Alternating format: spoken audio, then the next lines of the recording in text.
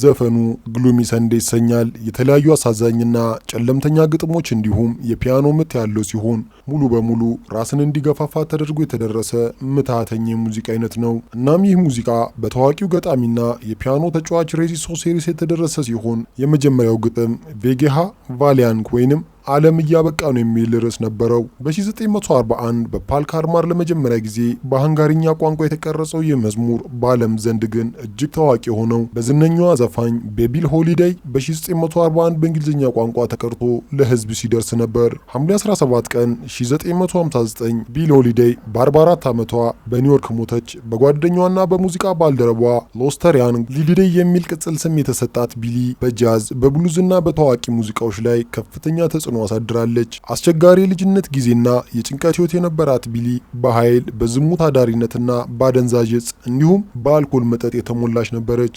ነገር ግን በዛን ወቅት ማንም እንደ ቢሊ መዘመር አልቻለም ነበር። ቢሆንም ግን ልክ ከላይ እንደነገርኳችሁ በ1950ዎቹ የሆሊዴይ የአደንዛዥ እጽ ሱሰኝነት፣ የመጠጥ ሱሰኝነትና ከአደገኛ ወንዶች ጋር የነበራት ግንኙነት ጤንነቷ እንዲበላሽ አድርጓል። እናም ይህንን ተከትሎ በ1959 መጀመሪያ የጉበት ሲሮሲስ እንዳለባት ታወቀ። እናም ሆስፒታል ተኝታ ክትትል ቢደረግላትም ሐምሌ 17 ቀን ህይወቷ አለፈ።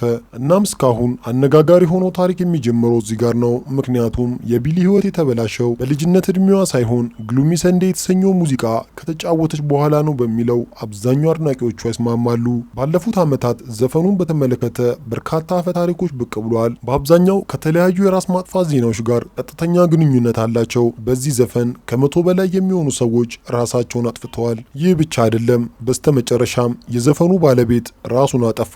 ይህንን ተከትሎ ቢቢሲ ይህንን ዘፈን ሊታገድ ውሳኔ አስተላለፈ። ነገር ግን ይህ ውሳኔ ከጊዜያት ቆይታ በኋላ 2001 ላይ እገዳው ሙሉ በሙሉ ተነስቷል። ይህንን ተከትሎ እስካሁን በርካታ አድማጮች ሙዚቃው እንደሚከታተሉት አናላይሲሱ ያሳያል።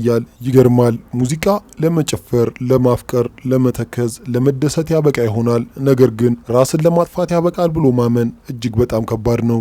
ነገር ግን በ1936 ዓለም ይህንን አስደንጋጭ ሁኔታ አስተናግዳ አልፋለች። በዛሬ ከጎደሉ ገጾቻችን የምንጊዜውንም አሳዛኝና ጨለምተኛ የሆነውን እንዲሁም ብዙ ሰው ራሱን ለማጥፋት ምክንያት የሆነውን ግሉሚ ሰንዴ የተሰኘውን ምትሃተኛ ሙዚቃ ተመለከትን። ለቤቱ አዲስ ከሆናችሁ ላይክ፣ ሰብስክራይብ ማድረጋችሁ እንዳትረሱ። መልካም ጊዜ።